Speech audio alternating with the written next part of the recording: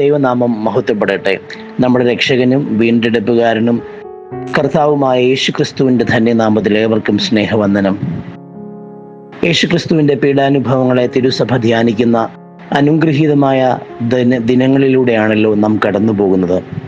ഈ ദിനങ്ങളിലെ ധ്യാനങ്ങൾ യേശു കർത്താവിൻ്റെ ആളത്വത്തിൻ്റെ ശ്രേഷ്ഠമായ പദവിയിലേക്ക് നമ്മെ നയിക്കുന്നതിന് ഉപകാരമാകുന്നതിലൂടെ യേശു കർത്താവിലൂടെ ലഭ്യമായ മനുഷ്യഭാവത്തെ ഉൾക്കൊള്ളുവാൻ നമ്മുടെ ചിന്തകളും നമ്മുടെ ജീവിതവും പര്യാപ്തമാവട്ടെ എന്ന് ആത്മാർത്ഥമായി പ്രാർത്ഥിക്കുന്നു.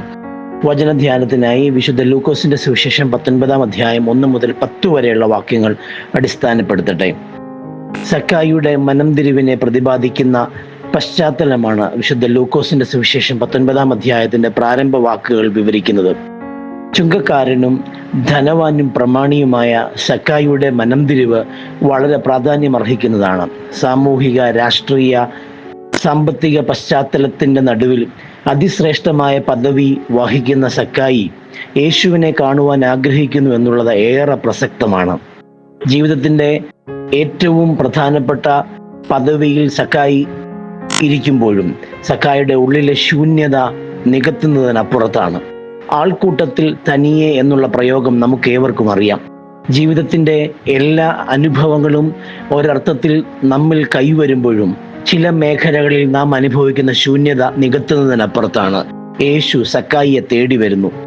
സമൂഹം സക്കായിക്ക് നൽകുന്ന വിളിപ്പേര് പാപി എന്നാണ്.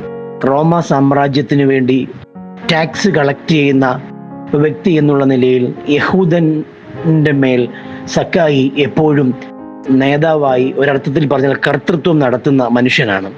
അതുകൊണ്ട് തന്നെ യഹൂദ ജനത സക്കായിയെ പാപി എന്ന് വിളിച്ച് മുദ്രകുത്തി അരികിൽ നിർത്തുന്ന അനുഭവം സക്കായിക്ക് താങ്ങുന്നതിനപ്പുറത്താണ്. തൻ്റെ ജീവിതത്തിന്റെ ശൂന്യതയുടെ നടുവിൽ, വേദനയുടെ നടുവിൽ, സമൂഹം നൽകുന്ന വിളിപ്പേരിന്റെ തീവ്രമായ അനുഭവങ്ങളുടെ നടുവിൽ സക്കായി യേശുവിനെ കാണുവാൻ ആഗ്രഹിക്കുകയാണ്. 19 അധ്യായത്തിന്റെ 1 വാക്യത്തിൽ യേശു എരിഹോവിൽ എത്തി എന്നാണ് പറയുന്നത്. യെരൂശലേം ആരാധനയുടെ മണ്ഡലമാണ്. എന്നാൽ എരിഹോവിനെ കുറിച്ച് ആരാധനയുടെ വിളിപ്പേര് എരിഹോ പട്ടണത്തിന് നൽകുന്നില്ല. പലപ്പോഴും കള്ളന്മാരുടെ ഗുഹയെന്നും പിടിച്ചുപറിക്കാരുടെ സ്ഥലമെന്നുമൊക്കെയാണ് എരിഹോവിനെ വിശേഷിപ്പിക്കുന്നത്.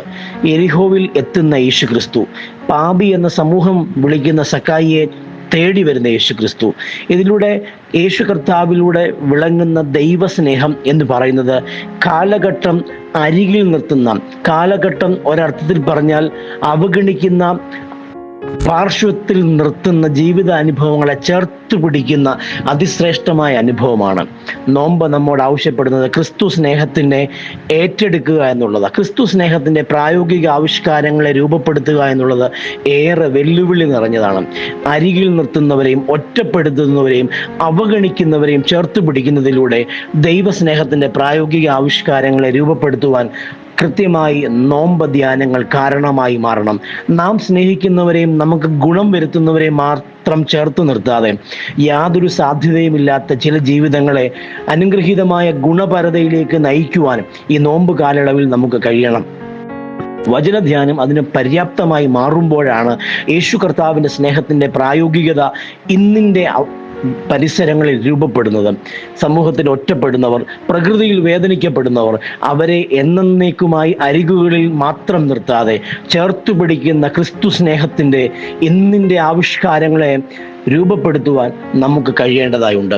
രണ്ടാമതായി സക്കായിയുടെ പ്രതികരണം വളരെ വലുതാണ്. യേശു കർത്താവിലേക്ക് സക്കായി വരുമ്പോൾ സക്കായി തൻ്റെ ഉള്ളത് പങ്കിടുകയാണ്.